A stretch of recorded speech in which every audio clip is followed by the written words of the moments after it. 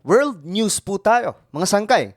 Ang Amerika, o kilala, mga sangkay na isang superpower na bansa ay alam naman po natin na pabagsak na po ang ekonomiya at hanggang ngayon mga sangkay, pinag-uusapan po ito sa international. Pero, eto, may isa pong bansa na sinasabing mahirap po ito mga sangkay pero ngayon, umaangat na at mukhang iba po ang patutunguhan nito kaysa sa Amerika. Anong bansa kaya ito? Yan po ang ating pag-uusapan ngayon.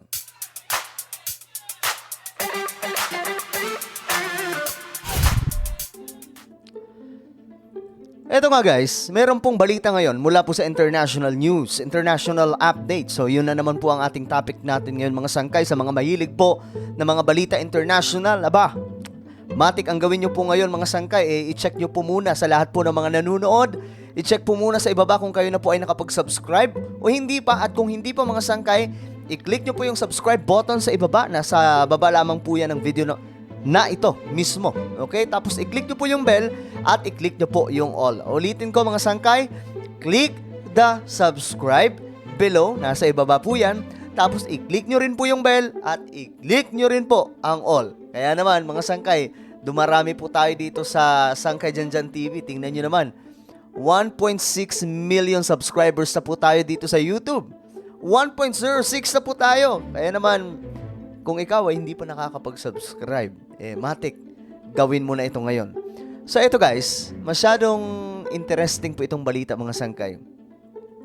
Ito po, mula po ito sa international na or global news. India's economy beats expectations while US, sabi po dito, US struggles with debt. May utang po silang napakalaki mga sangkay. At alam nyo kung magkano yan? Ayan po, 31 trillion US dollar. Magkano kaya yan sa peso, no? Well, panoorin po muna natin ang video na to kung paano po, anong pinagkaiba ng dalawang bansa ito. Kasi ang India, di ba, alam naman po natin na mahirap na bansa po ito. Sa matagal na panahon, yun po yung pagkakakilanlan po natin. Pero mayroon pong balita ngayon na fastest growing economy ngayon ang India. Aalain mo nga naman mga sangkay. Habang itong US ngayon ay naghihingalo. Sige, panoorin po natin. Two economies. This is a tale of two economies. Dalawang ekonomiya mga sangkay. So pinag-uusapan na po dyan yung India at Amerika. One is a superpower in decline, struck by political paralysis and Yung isang ekonomiya ng bansa ay bumabagsak. staring at a default. The other is an emerging power, the decisive leadership and the world's fastest growing economy. Grabe, no? Fastest world economy. Ganun po ngayon yung India. I'm talking about the United States and India. Both countries are major economies, but they exhibit a stark contrast. I'll tell you how. And we are starting with the United States of America. Ayan. Painggan nyo mga sangkay ha. Ito po yung mukha ngayon ng United States. Okay? Kaya nga, para maanalisan nyo kung bakit ang Amerika ngayon mukhang nanggigigil po sa digmaan. First time in the history, the US could default on its debt. First time sa kasaysayan. The government is running out of cash. The budget is being held hostage by political divisions. Grabe, no? Magulo kasi talaga yung US pagdating po sa politika. So ngayon, ang problema po nila, nauubusan na po sila ng pera. Akalain mo? Sa kanila yung dolyar, tapos sila na po ngayon ang nauubusan po ng budget. I'm talking about the US debt ceiling. And we've discussed this before on the show. The US government is about to hit its borrowing limit. Grabe. May hit na po nila yung pinakamataas na limit na paghiram po ng pera o pangungutang mga sangkay. Their only option is to raise the cap, to raise the debt limit. Right now, it's a little over $31 trillion. Yan po yung kanilang utang. Oh. The national debt is 31 trillion and growing. Diyos. US dollar po yan. How much more? Mga sangkay, kwentahin nyo yan ha. 31 trillion US dollar. Magkano po yan? I-calculate nyo na lamang po dyan. Sound like a lot of money, but it isn't enough for them. Team Biden wants to increase this limit. The opposition is not on board, and that is why America is close to a debt default. So ngayon ang plano nila mangutang mga sangkay nga, kaya nga lang ito ang problema. They have an odd system in place. The government cannot just borrow the money it wants. It needs the approval of the Congress. Kailangan ng approval ng Congress para po sila ay makapag-utang. Ito ang malaking problema ngayon ni Biden. And that involves convincing the Republicans. Kailangan niyang kumbinsihin ang Republicans.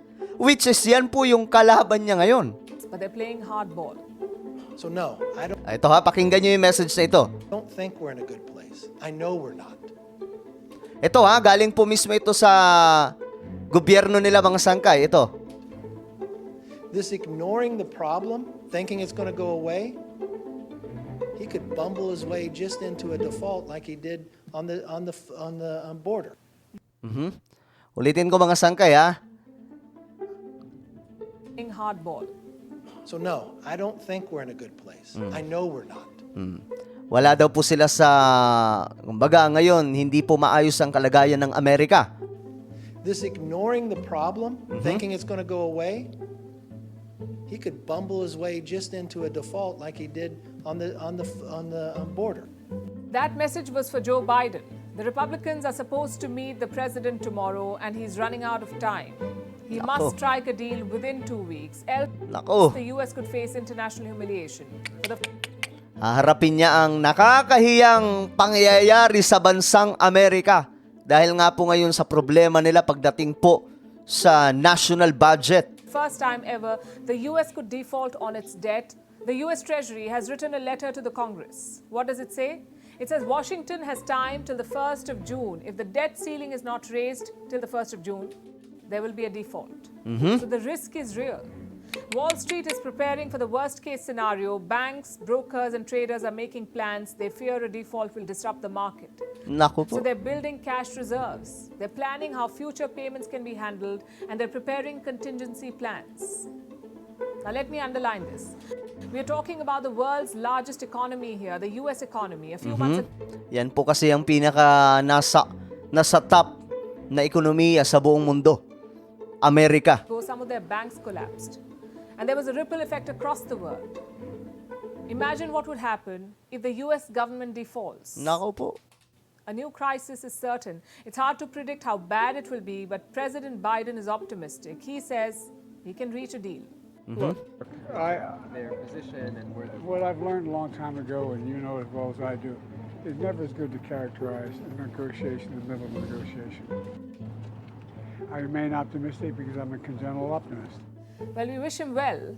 But the fact is, his government is being held hostage over the budget. Compare this to India. No such crisis here. The economy is doing much better. Inflation is under control. Oh, 'di ba? Ito yung India, ito yung India. Pakinggan niyo mabuti mga sangkay para mas magets po nating lahat. His government is being held hostage over the budget. Okay, ito yung India naman. Compare this to India. No such crisis here. The economy is doing much better. Inflation is under control. There is no policy paralysis. In fact, the Indian economy is now driving global growth.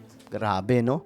Driving global growth. Mga sangkay, wala po silang problema sa inflation, wala po silang problema sa ekonomiya. Kung maganda po yung takbo, mga sangkay, talagang iba po yung takbo talaga ng panahon .